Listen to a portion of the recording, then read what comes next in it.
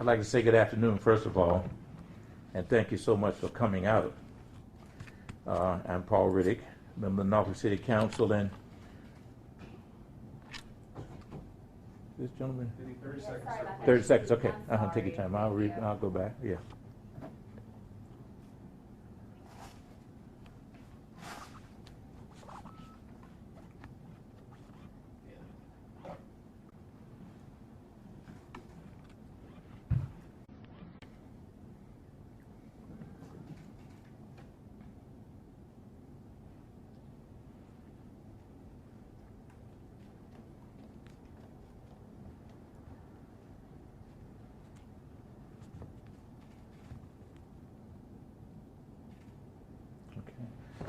Again, good afternoon, and thank you so much for coming out. Paul Riddick, a member of the Norfolk City Council since 1992, and former president of the Norfolk branch of the NAACP from 88 to 90. I'm the father of 2 sons and 6 grandsons, and I'm just concerned in Norfolk that we have had a lot of homicides, or should I say deaths, at the hands of the police. We've had 17 people over the last 5 years, and then there have been 6 officers shot by suspects. But I really believe that in Norfolk we've been getting a lot of sanitized reports, and we need to go back as far as Joshua Johnson and really look back and see what has happened as far as Norfolk is concerned. Certainly we all know about Ferguson, we know about New York, we know about the Cincinnatis, but Norfolk residents should be alarmed at the number of persons who've been killed by police officers. And it's not a racial matter, it's race and class, because you have a poor white could be killed just as quickly as a black in Norfolk. And almost 2 years ago, we've had 2 gentlemen who were killed who had mental health issues. Mr. Lawrence Fain and another gentleman named Latham. The gentleman yesterday was supposed to have had mental health issues. The problem I have is that Norfolk Police Department and the Community Services Board were supposed to be putting together a team to address individuals who had mental health issues, and individually trained police officers to recognize individuals who had mental health issues.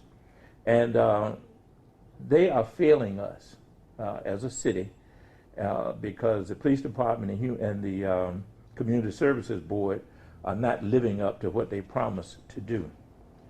On yesterday, I guess a couple of questions. When the police department arrived at this particular residence, I'm wondering, did they just bust in, or did they go in and so much like invited in? And then also, after they got there, did they talk to someone who might have a calmer head than the individual that they were supposed to have confronted, as opposed to just confronting this individual immediately? And these are the things that I really believe that are important as far as we are concerned in Norfolk. We've had, as I said, we've had 17 homicides. Well, I call them homicides, but anyway, these are individuals killed by the police department. And I believe that we need the Justice Department or the Federal Bureau of Investigation, or both, to come in and find out what Norfolk is doing wrong. To have this many individuals killed by police officers in such a narrow period of time, there must be something that we're doing wrong. Either our officers not being trained properly, or they're not following the training that they were supposed to be given. One of the things that I think we need to recognize is that we've been having a lot of questionable results as far as our police department is concerned. And I've been asking for years, I've been talking about the mental health issue, but one of the things I've also asked is that whether we have results in regards to dealing with individuals who have mental problems as well as post-traumatic stress disorder. We had a veteran who was in a military installation, a worker, a couple of years ago, and he the Norfolk Police Department was called, as well as the paramedics. This gentleman was transported in the rear of a police car with the paramedics following. He had an episode and died. It was poor judgment on the part of the police department. As far as the department is concerned, we had a gentleman that was killed. There's some public housing, not public housing, there's some military housing out around in Ocean View near the bridge tunnel. And one gentleman was there, and he probably had post-traumatic stress disorder, and he was killed by the police department. Another woman was killed also in that same community, and the police officer said that she tried to pull off, and so he had to shoot her to kill her, to save his life. Post-traumatic stress disorder doesn't just affect the enlisted person or the veteran. It affects the other members of the family, children, spouses. And one of the things I always ask is, why is it that a black man is always reaching to his waistband? He's always lunging forward with a knife. Now, I don't want to minimize a knife, because I remember several years ago, a Chesapeake police officer who was killed by a woman who was deranged with a knife. So I don't want to minimize that. But I'm always wondering why we can't retreat. Why do we always have to shut it down, right then? And these are some of the things that that I think that we need to get the federal government to come in and look at. And also, I'd like to find out if we have any members of our police department who have resigned from other departments under pressure and have come here and became police officers. I'd like to know, in our hiring practices, how many of our police officers are predisposed to post-traumatic stress disorder. I've always said to the chief, the city manager, and the city attorney, I'd like to know about steroid use and other stimulants. These are things that can make an individual react abnormally. And all of these together could give us unsatisfactory results. Now, I'm going to stop now, and I'm sure some of you might have questions, and I'd be happy to answer any questions that you might have. I just want to start with this federal investigation that you're calling for, U.S. Justice Department, the FBI, both of them. Right. You're saying that now we need it. What's the next step? Are you sending a letter to anybody? Yes, I will be composing a letter to the FBI director here, as well as the Attorney General of the United States of America. I'll be composing that letter, and I'll have it middle of next week, and I'd be glad to share it with you. Just one other thing, you mentioned statistics. A lot of officer-involved shootings in a short period of time. The chief spoke out this morning, and I asked him, directly, everyone says statistics. There's 5 officer-involved shootings this year, 1 last year. He says it's not about statistics. You can't be prepared for these situations. You never know when there's going to be somebody with a deadly weapon standing in front of his officers. How much of this is just, all of this by fluke happening in 1 year? Well, we are in a very different time as far as interacting with police officers. At one time, the worst that you could hear was somebody call a police officer a pig. But now, individuals confront police officers. But I do believe that our police officers should be trained to be able to de-escalate things without everything always being a fatality. If their training is only on the pistol range, then we have a problem. I mean, the city did recently purchase a whole simulation for every officer to go through, a state-of-the-art simulation center for these officers to try to teach them how to de-escalate the situation. Would you say it's not working? It's not working. It's obviously not working. If you're going to have this many police killings in a short period of time, it's not working. You said 17 people have died at the hands of police, and how many? What was the time span there? Let's go back to 2010. Yes. You had mentioned, the lunging. In specifically, were you specifically referencing yesterday's yes, yesterday. deal? The chief made another point this morning to say, here's his officer, makes it into the house, he's at the bottom of a stairwell, a knife is a deadly weapon. What else if the retreat? Retreat. Well, I mean, If somebody's lunging at you with the officer, lunging at you with a knife, the officer, the chief makes the claim to say, what would you do in that situation? the residents at the house said that wasn't the case, that the guy was not lunging so we get these sanitized reports. I don't know whether the chief has, with the body camera was working or not. That's another problem in Norfolk. We've had several incidents when we're supposed to have the body cams on and they're not on. So now if this body cam comes back and shows that the individual was actually lunging with a knife, then it's justifiable. But residents in the home say that the man did not have a knife. Sir, that's not true, and I'll say this. I'll say why. Okay.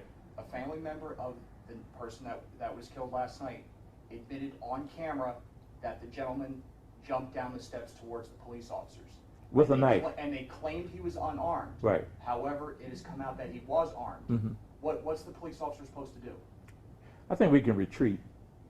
Would you rather? Do you think the officer thinks that though in the moment, that adrenaline-filled moment of somebody's coming at me with a knife, should he have to worry about retreating and getting hurt and not going home to his family that night? Now let me say this to you about that. I'm probably the biggest supporter of the police department on the city council, and I am not here trying to paint a negative picture as such. But if there's something wrong, I think if it's whether it's training or if it's following out on the training, then I really believe we need to get into it. In terms of the individual having a knife, if you go to a residence and if there is someone there that has a mental issue, then I don't believe we have to shut it down right away. How are officers supposed to know in that moment of getting that call in, say, that 2 or 3 minutes? How are they supposed to know that this person has a mental illness at all? All they know is that there's a situation going on and that they're being bum rushed with a knife. There was an NRHA police officer there. 9 times out of, I'm not going to say 9 times out of 10, but that police officer should be so familiar with the residents in the park that he's in charge of. And when he got the address, he should have probably known. This is probably not the first time that they have had a contact with an individual, especially with mental health issues. The fellow named Latham that was killed, the police have been there several times. And so I know it's a split-second decision. I'm just saying that we need another set of eyes. Certainly I'm not equipped to say, the police department was right or wrong. I'm just saying that we need another set of eyes, that we need to come in, find out that these reports that we're getting, whether they're sanitized, and find out who's actually telling the truth. Now, how important do you think it is to have an extra set of eyes to look at this? Because as of right now, Norfolk Police is handling the investigation. Yeah. Well, that's another thing that that kind of concerns me about the Norfolk Police handling it, to investigate yourselves. Now, we've been flip-flopping for the last several years. We had a police officer who was killed on duty named Seneca Darden. That was turned over to the state police. We never got any results. Then Norfolk started investigating, and then we had an incident a couple of weeks ago that they sent to the state police to investigate. So I really believe we need some federal eyes, somebody who, I'm not going to say more objective, but we need somebody outside of this region to come in and look. If you have people going to Ferguson, if you have people going to New York, if you have federal people going to Cincinnati and other cities, Norfolk is no different. We are not immune to having incidents that need to be scrutinized. I mean, we just can't sit here and be Norfolk and say, well, okay, we're good people here in Norfolk, so we don't need federal intervention. We need federal intervention. Not only that, we have had vehicular homicides. See, Norfolk will sit back and sweep things under the rug. You had a man who was killed up on Hampton Boulevard 2 weeks ago. Haven't heard a thing about it. Police officers was riding 96 miles an hour. What's the city going to do? Hide behind immunity, sovereign immunity. I mean, in all fairness, though, I do want to stop you there. Because Yeah. he was going 96 miles an hour to get to a shooting. 6 miles away. 6 miles away. 6 miles away. What's Listen the to officer me. Think supposed about to do? this now. Let's talk. Let's be realistic. You're at the foot of the Hampton Boulevard Bridge. Somebody on Graydon Avenue, you hear shots fired. This is Old Dominion's graduation weekend. We need as much protection around Old Dominion as possible. We have parents in town, we have students who are graduating, so that we don't need to bring somebody 6 miles away, because by the time they get there, if shots were fired, whoever the perpetrator was, they're gone. And you should have people in that particular area. Ghent is one of the areas that we have a lot of patrol officers. I'm going to kind of just steer us back to Sure. this conversation. Good. Now, we bring in a separate set of eyes, a Mhm. third party, to come investigate these Right. officer-involved shootings. If they were to find the same findings as, say, Norfolk Police would with this specific shooting last Mhm. night, do you think that would provide any sort of more comfort? I think it would provide comfort to citizens of Norfolk. Don't think I'm the only one that's concerned. I mean, we have a huge population, and these issues go across racial lines, and so I think it's something that we want to attract businesses here, we want to attract students here, and so you just have to make sure that everything that we're doing is right. And if it takes the federal government to come in and say, well, yes, you're right, or yes, you're wrong, or you could have done this better, then that needs to happen. Just to clarify the one thing you said earlier about retreating. Yes. Are you saying not shoot to kill? I mean, Well, exactly what do you mean in whatever that happened to, situation? naturally they're going to say in a lot of instances that a taser would not be effective. So all guys and women are walking around with tasers as well. So, in this particular instance, if somebody is lunging at you, then actually a taser wouldn't work.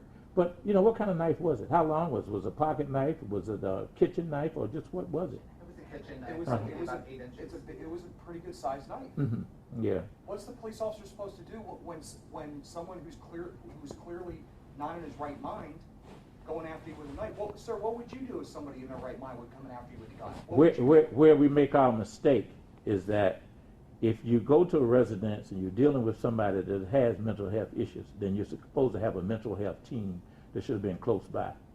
And so this is, if we get there and if we find out that there's somebody there with a mental health issue, if there's nobody else there in harm's way, if there's nobody else there in danger of being harmed, then what's wrong with, going back to your, clearing the house out, going back to your vehicle and radioing for somebody to come in?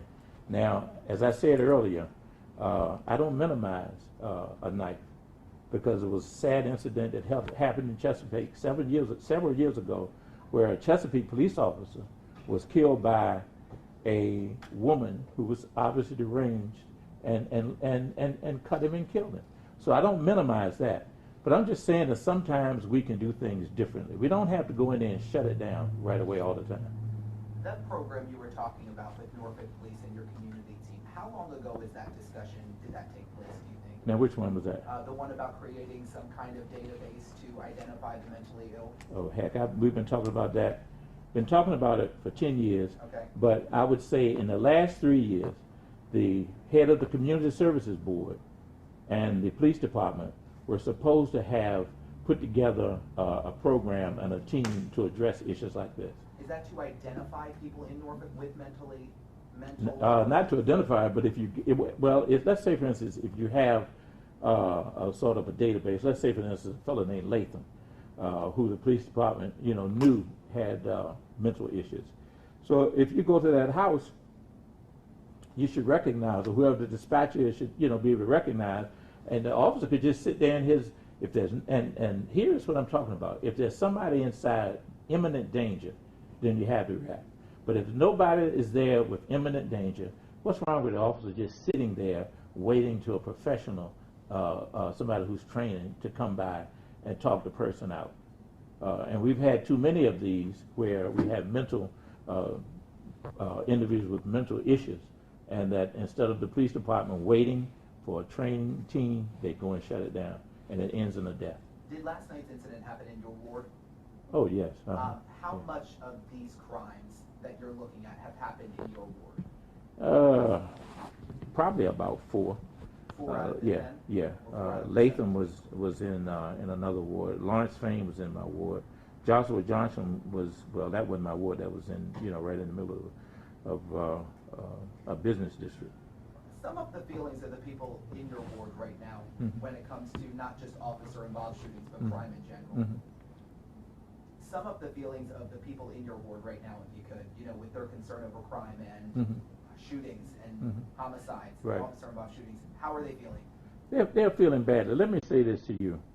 I met with the police chief yesterday morning in my office, and this weekend we were going to have some sweeps, in Huntersville, to kind of calm things a little bit. But if we went through with the sweep that we anticipated having, it would look like the police department was extremely heavy-handed, and this is not what we're trying to portray. We want to, reduce the crime. We want the citizens to feel comfortable, but we don't want to be heavy-handed. And this is why I think if the federal government comes in and examines our procedures and examine our results, then they can say, well, Norfolk, you did this right, you did that wrong, and you get an A for this, you get an F for that. But and I'm not a Monday morning quarterback. Let me just say that I'm not a police officer. And you've asked some very important questions. How would I respond? But I just believe that we don't have to shut it down right away. Why are you just calling for this today? Why now? Because enough is enough. Enough is enough. And like I said, we've been sitting back with the sanitized reports. We've been sitting back with the camera wasn't on. We've been sitting back with a woman who was killed out there in Ocean View by narcotics agents that, they don't have cameras. Enough is enough. We need to go back and find out what we need to do right and to make sure that all of our citizens are protected. As I say, I am not, coming up here. A lot of the things I'm saying are very harsh as far as the department is concerned, but I am the biggest supporter of the police department on that Norfolk City Council, and I guarantee you that. Do you take any responsibility for this? For what? For what's happened, for the police department not being trained, so to speak, for the police department not knowing what to do, in times of crisis in these situations. Could this have been addressed earlier? It has been addressed, and I tell you, it's one of two things.